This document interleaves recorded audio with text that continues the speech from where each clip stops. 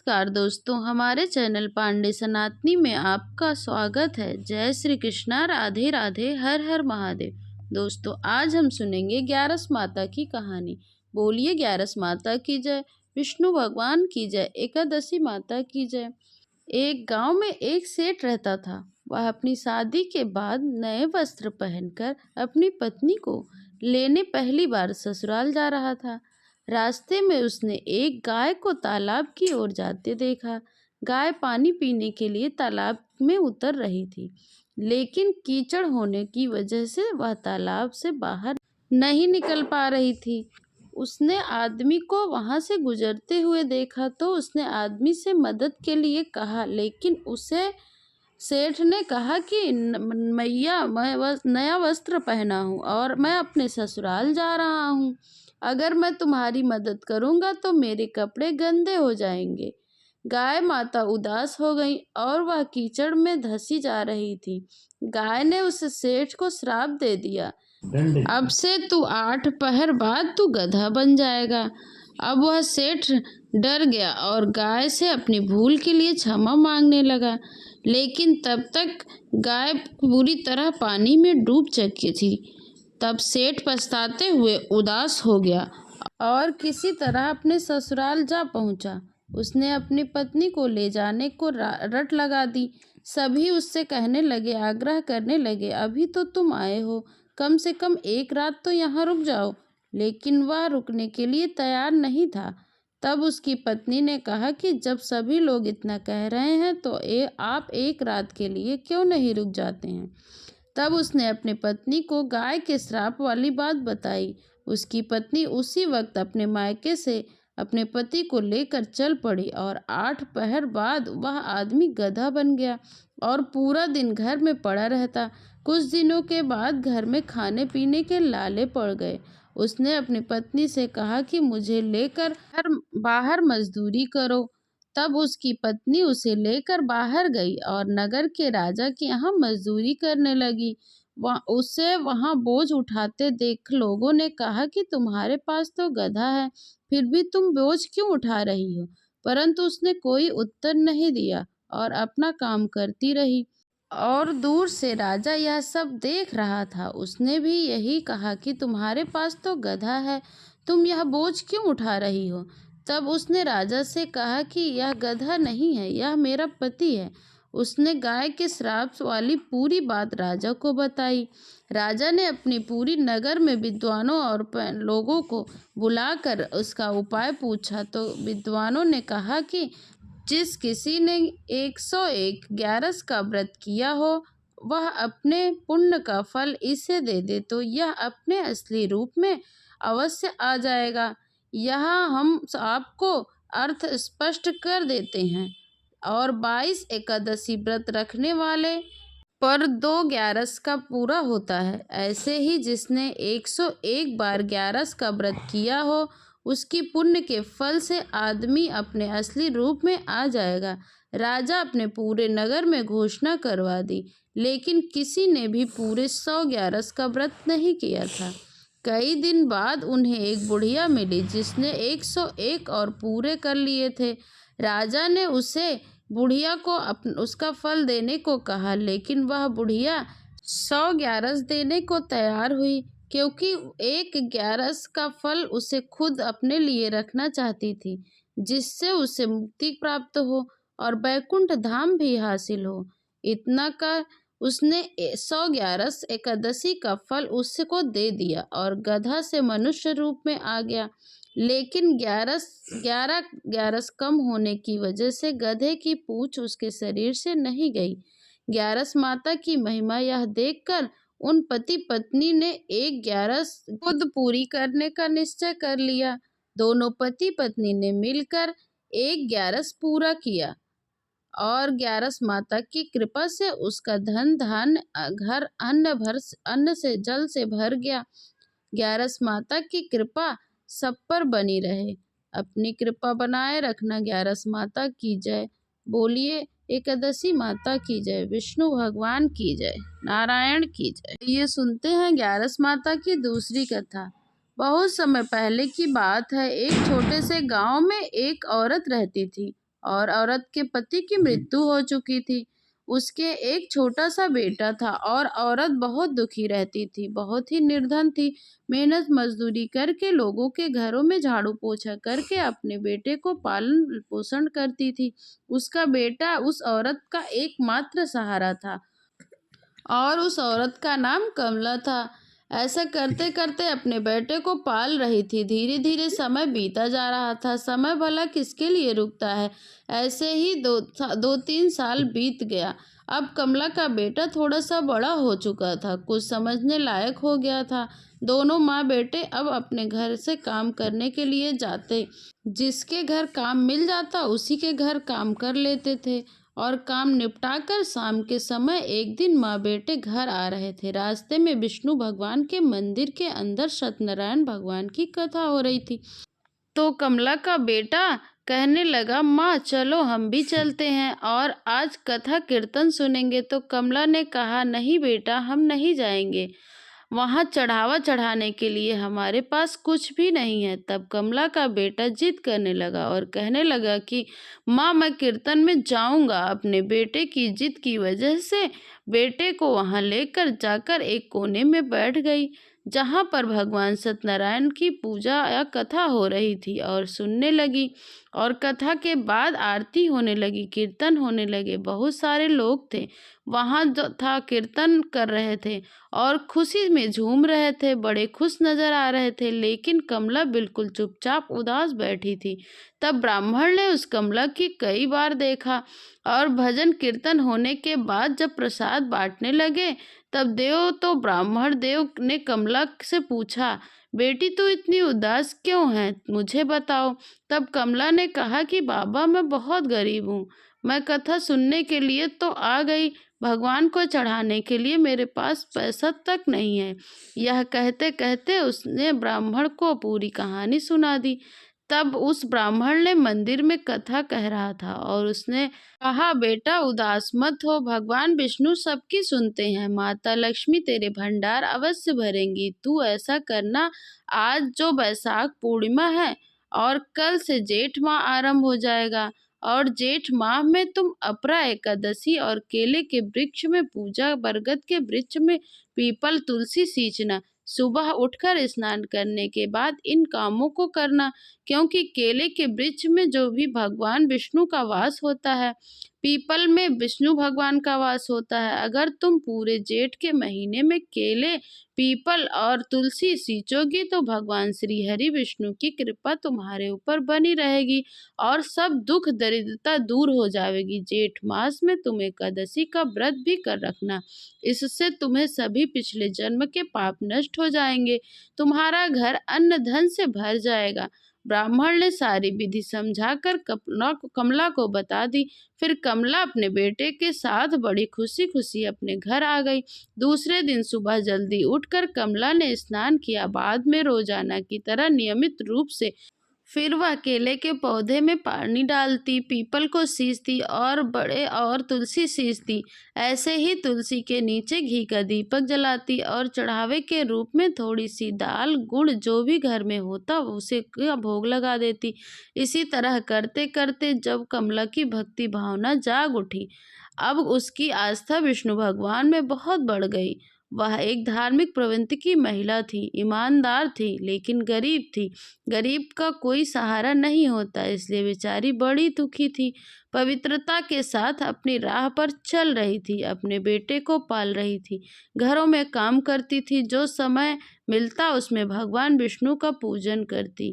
सुबह नहाती और गाय के लिए रोटी बनाती, चिड़ियों के लिए पानी रखती पीने के लिए, क्योंकि जेठ का महीना था, गर्मी थी, पक्षियों के लिए पानी रखती, कुत्ते को रोटी खिलाती। उससे बहुत पुण्य काम करती थी, अपना नियम और वह नहीं छोड़ती थी। उसने अपना नियम अपना लिया था। इसी तरह दिन बीतने लगे। भगवान विष्णु की कृपा से कमला को एक बगीचे में अच्छी सी नौकरी मिल गई। उसने गुजारा अच्छे से होने लगा। अपने बच्चे का पालन पोषण भी अब अच्छे से करने लगी थी। भगवान विष्णु की कृपा से उसका बेटा अच्छा पढ़ लिख कर बड़ा आदमी बन गया, अच्छी नौकरी लग गई। माँ बेटे दोनों खुश रहते थे अब कमला रोजाना ही भगवान विष्णु की पूजा करती, रोजाना केला, बाग और पीपल की तुलसी को सींचती और वह हर 15वें दिन एकादशी का व्रत करती। केले के और तुलसी के नीचे घी का दीपक जलाती थी। जो भी उसके घर पर भिक्षा मांगने आते उसे दान जरूर करती थी। सामर्थ्य के अनुसार अब ऐसा करते करते दिन बीत रहे थे। एक दिन कमला ने अपने बेटे से कहा, अब तू विवाह के लायक हो गया है, घर में बहू ले आ। बहू आ जाएगी तो मेरा भी समय अच्छे से गुजर जाएगा, क्योंकि अब मैं बूढ़ी हो गई हूँ, मुझसे काम भी नहीं होता। बेटे ने कहा, ठीक है माँ, तुम्हें कोई अच्छी सी लड़की देखकर रिश्ता तय कर लो। अब तो बुढ़िया माई ने एक अच्छा सा लड़की देखी और देखकर सगाई कर दी और उसी लड़की के साथ कुछ दिन बाद उस अपने बेटे का विवाह कर दिया। अब बेटे का विवाह होने के बाद बहू घर पर आ गई। हंसी खुशी का माहौल चलता रहा, घर में खुशियां आ गई। धीरे धीरे समय व्यतीत होने लगा। 1 साल बाद बहू को ऐसे लगने लगा कि मेरी सासू माँ यह तो पूजा पाठ बहुत ढोंग करती है, फालतू में ही घी बर्बाद करती है। उसने सोचा कि इस बुढ़िया को दीपक जलाने का लिए मुझे बंद करवाना पड़ेगा। फिर वह मन में सोचने लगी, अगर मैं सासू माँ को बोलूंगी तो घी का दीपक नहीं जलाना है तो मैं बुरी बन जाऊंगी, इससे अच्छा तो इनका बेटा ही कह दे तो उसने घी का दीपक नहीं जलाएंगी। ऐसा सोचकर बहू ने शाम का इंतजार किया। शाम को जब उसका पति घर आया तो बहू अपने पति से कहने लगी, सुनो जी, तुम्हें मेरी एक बात माननी होगी। अपनी माँ से कह दो कि घी का दीपक न जलाएं, तेल का दीपक जला लिया करें। कमला का बेटा कहने लगा अपनी पत्नी से कि देखो, मैं बहुत छोटा था, मेरी माँ जो हमेशा से घी का दीपक जलाती आ रही है, मैं उसे नहीं मना कर सकता। मेरी माँ ने बड़े मुश्किलों से हमें पाल पोस कर बड़ा किया है। तब उस लड़के की पत्नी बोली कि मना तो तुम्हें करना होगा, तुम करते हो तो ठीक है, वरना मैं मना कर दूंगी, तुम्हें बुरा लगेगा। उन्होंने सोचा कि बहू बेइज्जती कर देगी मेरी माँ की, इससे अच्छा मैं ही समझा देता हूँ। बेटा सोचने लगा कि बहू मेरी माँ की बेइज्जती ना करे, अच्छी बात नहीं है।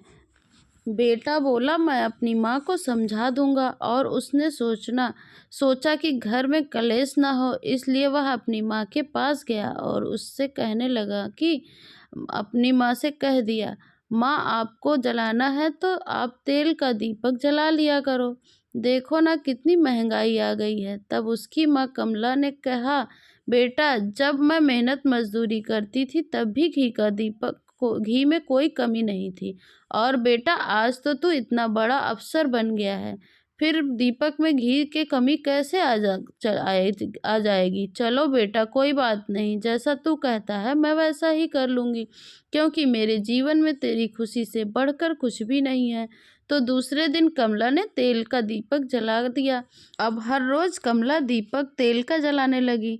तेल का दीपक जलाते हुए 3 दिन बीत गए थे कि बहू को यह भी अच्छा नहीं लग रहा था। उसकी सास तेल का दीपक जलाए, उसने तेल और घी उठाकर अलमारी में बंद कर दिया और आगे से ताला लगा दिया ताकि उसकी सास तेल और घी का दीपक ना जला सके। फिर सास ने पूछा, बहू बेटा तेल कहाँ गया, मुझे दीपक जलाना है और आकर भोजन भी करना है। अब बहू बोली कि माँ जी, सब फालतू के ढोंग होते हैं, ऐसा करने से कोई ज़रूरत नहीं है, तो चुपचाप भोजन कर लो। तो बुढ़िया माई कहने लगी, बेटा ठीक है, भोजन मेरे कमरे में भिजवा देना, मैं कर लूँगी।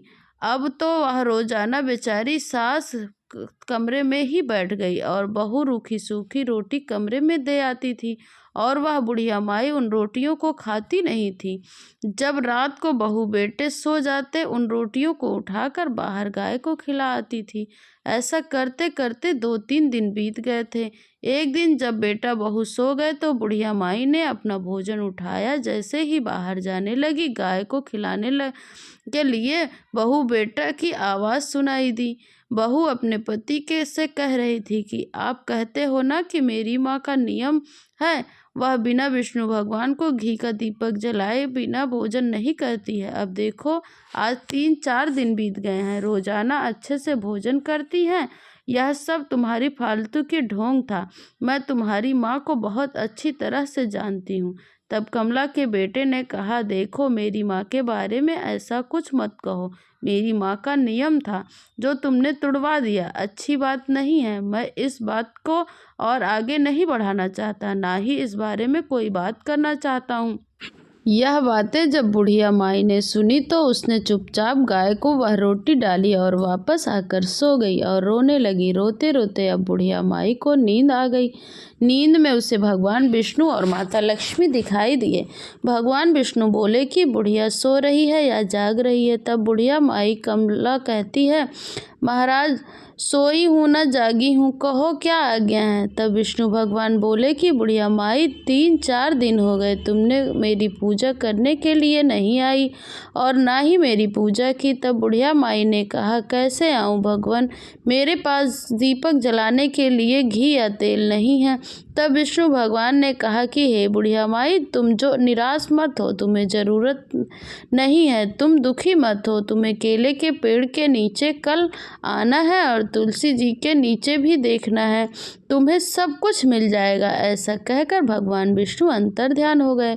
बुढ़िया माई की आंखें जैसे खुली, इधर उधर देखा, बुढ़िया माई को कोई भी दिखाई नहीं दिया। सुबह उठकर बुढ़िया माई वैसा ही की जैसा कि विष्णु भगवान ने उसको कहा था। अब जल्दी से बुढ़िया माई ने स्नान किया, केले के पेड़ के पास जाकर बैठ गई और वहां जाकर देखा तो वहां पहले से ही एक दीपक रखा हुआ था। उसके अंदर घी की बाती थी, बिना जलाई हुई। तो बुढ़िया माई इधर उधर देखने लगी, क्या पता किसी ने रख दिया हो।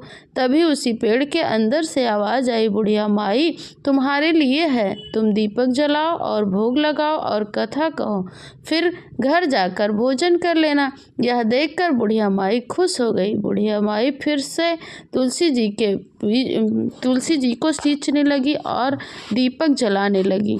पूजा की सामग्री रखी और बुढ़िया माई ने पीपल और केले के पेड़ को सींचा और उसके नीचे घी का दीपक जलाया। बुढ़िया माई खुशी खुशी अपने घर में पूजा पाठ करके वापस आ गई। बुढ़िया माई का मन बड़ा प्रसन्न था और खुशी खुशी आकर उसने भोजन कर लिया। अब बुढ़िया माई को यह रोजाना का नियम बन गया था। रोजाना बुढ़िया माई सुबह उठकर स्नान करती और सीधे केले तुलसी के पेड़ के पास चली जाती। वहाँ पर सब कुछ उसे तैयार मिलता था। वह कहती, पूजा पाठ करती और दीपक जलाती। 15वें दिन एकादशी पर व्रत करती। अब एक दिन की बात है, बुढ़िया माई बहू के भाई और भाभी आए हुए थे। तब बहू ने सोचा कि आज मेरे भैया भाभी आए हैं, उनके लिए हलवा बनाऊं। तो उसने घी निकालने के लिए जैसे ही अलमारी का ताला खोला, उसके अंदर घी के डिब्बे को खोलकर देखा तो डब्बा आधा हो गया था। उसने जल्दी से अपने पति को बुलाया और बोली, देखो जी, तुम्हारी माँ ने घी चुरा लिया। और बुढ़िया माई का बेटा कहने लगा, तुम यह क्या कह रही हो, ऐसा मत बोलो, मेरी माँ कोई चोरी नहीं है और ना ही माँ चोरी करती है। तुमने ताला लगाया था, फिर मेरी माँ घी को हाथ लगा सकती है? तब ताला लगा हुआ था। तब बहू कहने लगी, देखो जी, मुझे पता नहीं है, यह सारी करतूत तुम्हारी माँ की है। चलो अब एक बार मेरे भैया भाभी को खाना खिला देती हूँ और वो जब यहाँ से चले जाएंगे तो कल देखना, इस अलमारी और तुम्हारी माँ के दोनों की निगरानी करूँगी। और दूसरे दिन दोनों पति बैठ गए और उनकी अलमारी की तरफ आई भी नहीं और सीधा स्नान किया और बाहर चली गई। दोनों पति पत्नी सोच रहे थे, अगर घर से माँ घी का दीपक जलाती तो घी जरूर ले जाती। इसलिए दोनों छुप कर देखने लगे और पीछे पीछे बुढ़िया माई के बाहर चले गए। बुढ़िया माई सीधे अपने केले और तुलसी जी के पास गई। पीपल सींचा और बेटे बहू देख रहे थे। दीपक पहले से ही वहां रखा हुआ था, अंदर बाती लगी हुई थी। बुढ़िया ने सीधे दीपक जलाया और पूजन किया। पूजा करने के बाद वह बुढ़िया माई पौधे से लिपट कर पूरी तरह रोने लगी और कहने लगी, भगवान, ऐसी पूजा और ऐसे घी का मैं क्या करूं? मेरे बेटा बहू मुझसे बहुत बोलते तक नहीं है कि माँ तू कैसी है? जिस बेटे को इतनी कठिनाइयों से मैंने पाला था, आज मुझसे बात तक नहीं करता। बहू कहती है, तू चोर है। बताओ भगवान, मैंने क्या चोरी की है? अब भगवान आप ही बताओ मैं कहाँ जाऊँ? आप मेरी कैसी परीक्षा ले रहे हो? मुझे शोर समझा जा रहा है। कितनी परीक्षाएँ हैं और देनी होंगी प्रभु। मुझे ऐसे कौन से बुरे कर्म किए थे जिसकी वजह से मुझे यह दिन देखना पड़ रहा है? ऐसा कहते-कहते बुढ़िया माई बुरी तरह फपक-फपक कर रोने लगी।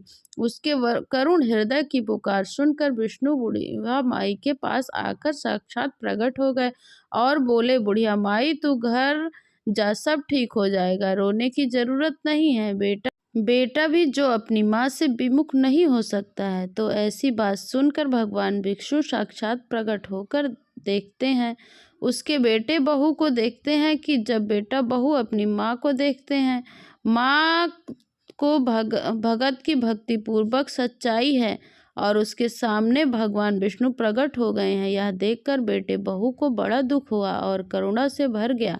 बेटा अपनी माँ पत्नी से कहने लगा, देखो मेरी माँ के खिलाफ जाकर ऐसी जिंदगी से तो मर जाना बेहतर है। तूने मुझे मेरी माँ के खिलाफ कर दिया। आज तुम्हारे इस शक ने मेरी माँ के पूजा भाव और श्रद्धा को भक्ति से कलंकित कर दिया है। मैं यह कैसे भूल गया कि मेरी माँ ने मुझे कठिनाइयों से पाला था। मेरी माँ का मैं एकमात्र सहारा था और मैंने अपनी माँ का सहारा नहीं बना पाया और मैंने उसको घी लेने तक के लिए मना कर दिया। आज मैं तुम्हारे कहने पर अपनी माँ के विपरीत चला गया, अपनी माँ से विमुख हो गया। मुझसे बहुत बड़ी गलती हो गई। इस पाप का प्रायश्चित कैसे होगा? ऐसा कहकर बेटा बुरी तरह रोने लगा। तब उसकी पत्नी बोली कि देखो जी, पाप आपने किया है, आपने नहीं किया है। पाप तो मैंने भी किया है। आज मेरी आंखें खुल गई हैं। माँ जी से मैं माफ़ी मांगूंगी। ऐसा कहते हुए दोनों पति पत्नी ने कमला के पास दौड़कर उसके पैरों में पड़ गए और बुढ़िया माई की बहू बेटा कहते हैं, मुझे माफ़ कर दो, मैंने आपकी पूजा को ढोंग बताया, घी चोरी करने का इल्ज़ाम लगाया, मुझे सज़ा दो, जो भी सज़ा आप मुझे दोगी मंजूर होगा। तब बुढ़िया माई ने अपने बहू बेटों को गले लगाते हुए कहा, अपने बच्चों से कभी नाराज़ नहीं होती हूँ, चलो अब घर चलते हैं। ऐसा कहकर बुढ़िया माई और बुढ़िया के बेटे बहू घर आ गए और सब खुशी खुशी रहने लगे। सब पूजा पाठ करने लगे। बहू और बेटे भी एकादशी की व्रत करने लगी। ग्यारस माता की कहानी कहने लगी। बोलिए ग्यारस माता की जय, विष्णु भगवान की जय, लक्ष्मी माता की जय।